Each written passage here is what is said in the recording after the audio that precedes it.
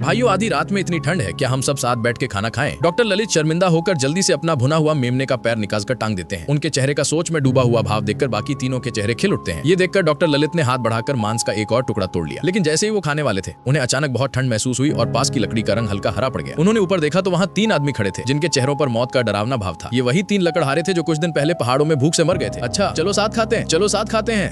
Doctor Lalit को उसी रात फांसी पर लटका दिया गया। 1 महीने बाद हरी पुराने जंगल से गुजर रहा था। वहाँ उसने एक आदमी को जलती लकड़ियों के सामने बैठकर मांस खाते देखा। हरी ने सोचा कि ये गुरु मोहन सिंह है जो पहाड़ों में शिकार करने गए थे, इसलिए उसने उन्हें पुकारा पर वे हिले नहीं। हरी पास गया और बोला, गुरु मोहन सिंह, हमें आपसे कुछ पूछना है। लेकिन जिसे वो इंसान समझ रहा था वो डॉक्टर ललित का भूत था। उन्हें फांसी देने के बाद उनके शरीर को 3 भूखे भूतों ने भुनकर खा लिया था। अब डॉक्टर ललित खुद एक नया भूखा भूत बन चुके थे जो रात भर पुराने जंगल में भटकते रहते और किसी इंसान का इंतजार करते ताकि एक निवाला मिल जाए और वो पुनर्जन्म पा सके। इसके बाद पुराने जंगल में लगातार लोगों की रहस्यमयी मौतें होने लगी। गांव में दहशत फैल गई। एक पूरी तरह से ठीक महिला अचानक पागल हो गई। वो ऐसे चिल्लाती और डराती थी कि जैसे किसी पर भूत सवार हो। मुझे डराओ मत, इसे क्या हो गया है, उसे जाने मत दो, वो अब इंसान नहीं रही। धीरे धीरे ये पागलपन पूरे गांव में फैल गया। लोग जो देखते उसे खाने लगते, मिट्टी, लकड़ी, यहाँ तक कि अपने ही घर का सामान। सब कहते थे कि ये भूखे भूतों की छाया है जो पहाड़ों से गांव में आ गई है। गांव के सरपंच ने तुरंत एक ओझा यानी तांत्रिक को बुलाया ताकि भूतों को भगाया जा सके। लेकिन जितनी बार ओझा ने कोशिश की, हालात और बिगड़ते गए। सबसे पहले यशोदा नाम की औरत पागल हुई। जैसे ही ओझा उसके आंगन में दाखिल हुआ, वो जोर जोर से हंसने लगी और पूरी तरह पागल हो गई। क्या तुम लोग ये कर सकते हो?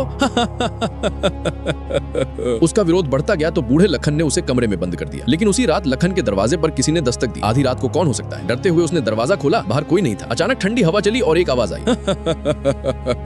तुम कौन हो? वो डर कर दरवाजा बंद कर देता है, लेकिन दरअसल वो हरी था जो पुराने जंगल में खो गया था। उस रात उनका गला घोट दिया गया। लखन अफरा तफरी में भाग निकला और हरी को मरवे के लिए छोड़ दिया। फिर वो कभी नहीं मिला। कहा जाता है कि डॉक्टर ललित के भूत ने उसकी आत्मा खा ली और उसे पहाड़ों में एक जंगली भूत बना दिया। कुछ समय बाद लखन फिर गांव लौटा, लेकिन इस बार उसके साथ नेवले की आत्माओं का झुंड भी आ गया। पहले तो किसी ने ध्यान नहीं दिया, लेकिन धीरे धीरे सैकड़ों नेवले गांव में फैल गए और लोगों को डराने लगे। वो घरों में घुसकर औरतों को डराते थे। सबसे पहले लखन की बेटी को इसका शिकार होना पड़ा। तुम जानवर हो? उसने चिल्लाया। हाँ, मैं जानवर हूँ, लेकिन इंसान भी हूँ। मैं तुम्हारा दामाद हूँ। अब चुनकी गायब थी और लखन घबरा गया। उसे डर था कि उसकी बेटी को भूखे भूत खा गए हैं। उसने कुछ बहादुर लोगों को इकट्ठा किया और रात भर जंगल में खोज की। रात के अंधेरे में किसी ने रोने की आवाज सुनी। अरुण भागा, ये सोचकर कि ये चुनकी है, लेकिन वह एक बूढ़ी औरत थी।